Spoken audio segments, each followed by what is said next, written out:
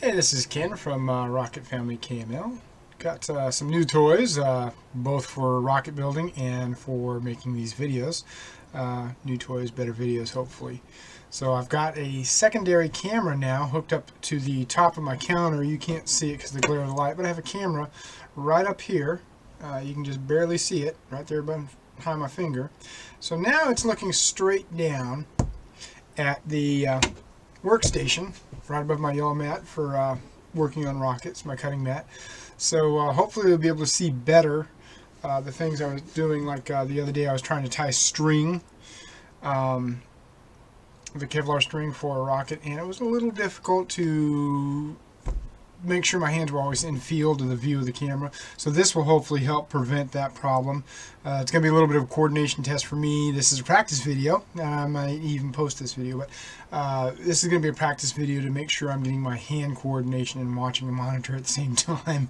So it's going to be fun. So let's switch up to the different view here. This is all being ran off of my computer. So we're going to switch up to the different view. And now you can see we've got the better view here. We've got the workstation. You can see everything down here. I got my minions, of course, watching what's going on. But now you're looking straight down. So when I'm trying to do something like tie that Kevlar string, just to give you an example, Kevlar string out. Now when we go to try and tie the Kevlar string, you can actually look straight down.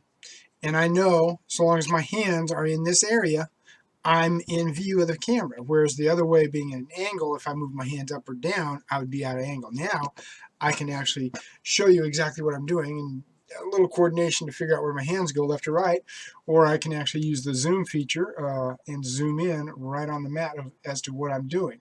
So great features on this. And now when you're watching me tie daisy chain on the string, you can actually see how I'm doing the daisy chain on the string.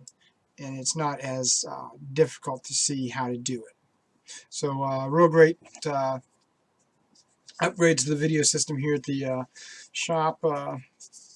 Hopefully we'll have this thing working out really good, and in a week or two we'll be doing a small Estes build. Kind of keep my eye out there for new rockets to build. And we're going to be using our new product we bought for building rockets.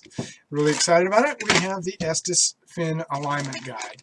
Bought this at a local store, so this is going to be real fun. I'm going to open it up and kind of see how it works and what's inside the bag here.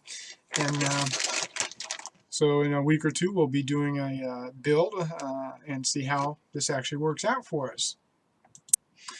Alright, it's time to stop playing around and let's go ahead and open this bag up and see what's going on here with this fin alignment guide. I'm playing around, jumping back and forth between cameras, just trying to get used to it, so bear with me. Having a little fun at the same time. What's used to doing all this if it's not fun to do? So let's go ahead and jump back to the other camera, and we'll open up this bag and we'll see what sort of parts and everything we have in here. Alright, let's go ahead and get this opened up right now and see what's in here. So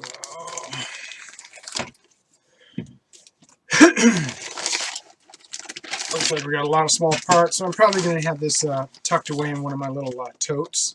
Smaller tote that'll hold all of its pieces and parts and stuff. Seems like we have the altitude sights, yeah. So the motors and how wide of a field you need to have for altitude. Estes puts that in all the bags. Rather smart idea. Advertise it frequently and often. We got Spanish instructions. Don't need that. We've got English instructions. So let's make sure we've got all our parts here. This is a part that I'm going to like about the new camera, is the fact that you can look straight down on the instructions, and if I want you to actually be able to see a certain part of the instruction, I can zoom right in. Let's see. It's a little blurry, but I guess we can't really complain too much about that. Alright, so we've got different casings here. It's got, let's see, D-engine casing. Got the standard casing, that's your B's and C's, some of your A's, and then your mini casings. They got two of those included for some reason. So we've got our 4 pin clips that's inside the other bag. Let's open up that bag. Get this stuff out of the way here. So it says we have 4 fin clips. There's 1, 2, 3, and 4. So we got all that there. That's great. Slide this over. It looks like it's a pretty self-explanatory device here. And we've got our 4 fin brackets. 1/8 on one side and 3/32 on the other side. We'll find out what that means here shortly.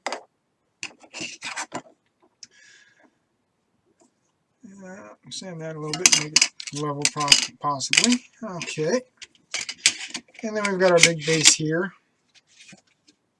Nice big flat base. And it does have over here a hobby knife, clear tape, and fine sandpaper necessary.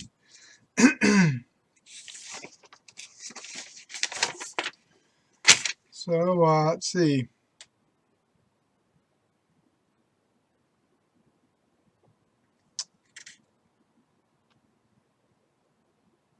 It's talking about making pencil lines on the casing here and doing some other stuff. So there's some markings and taping that we have to do here. So we're going to read the instructions and find out what we're doing to assemble this guide here. Alright, so in our instructions, our first step, it says we have to take the casings and draw some lines on them, one straight line.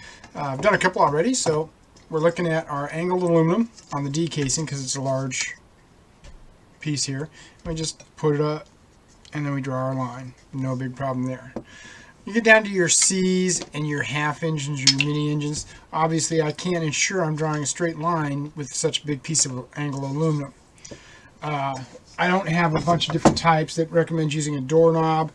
What I actually have is I have my old roofing square or framing square, and it's got a flat base part, big old flat base part. So all I have to do is actually lay the engine or the tube, small tube, right there, and boom, I've got my straight line using the flat edge. And then we're going to mark one of the mini engines.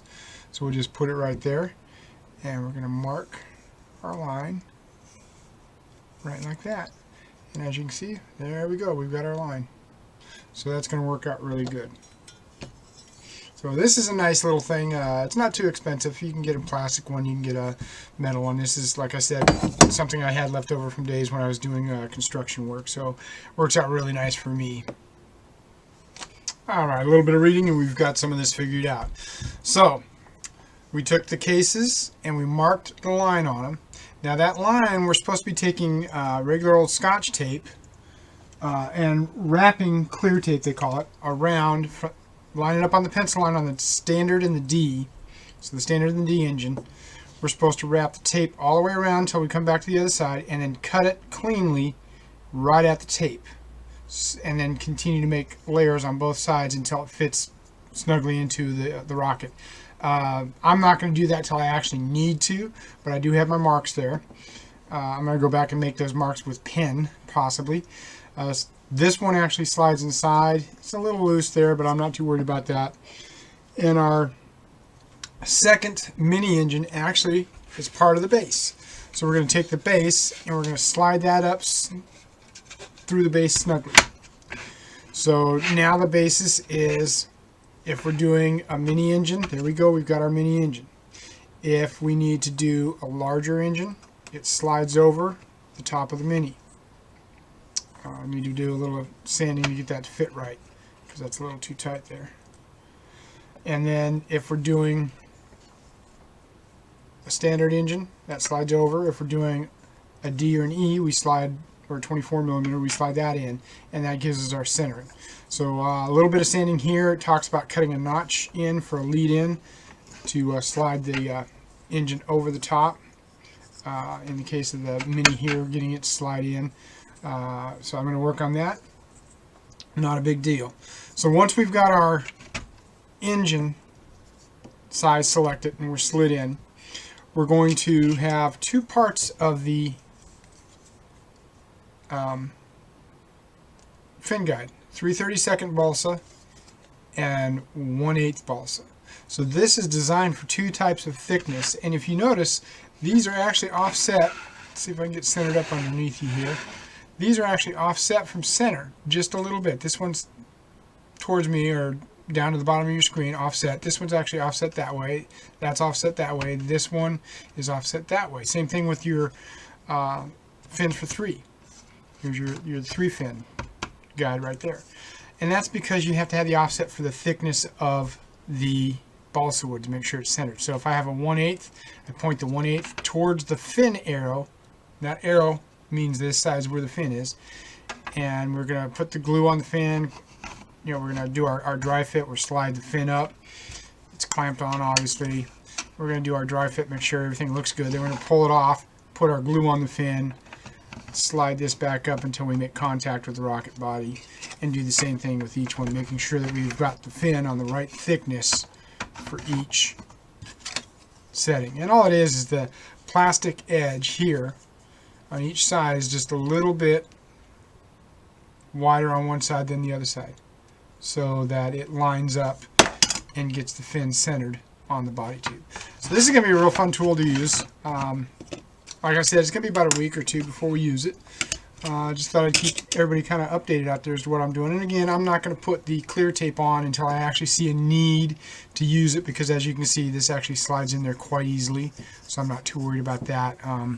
If I have problems with something being too loose, I can always just grab a standard engine and slide it over the top and use that, like I did for my rocket stands, where I basically just took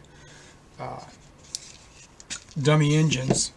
This is my daughter's Skytrax. This rocket almost lands on my head every time I turn around.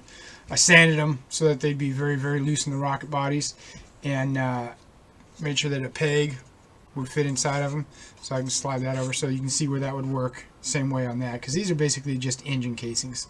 So great way to make a fin guide alignment.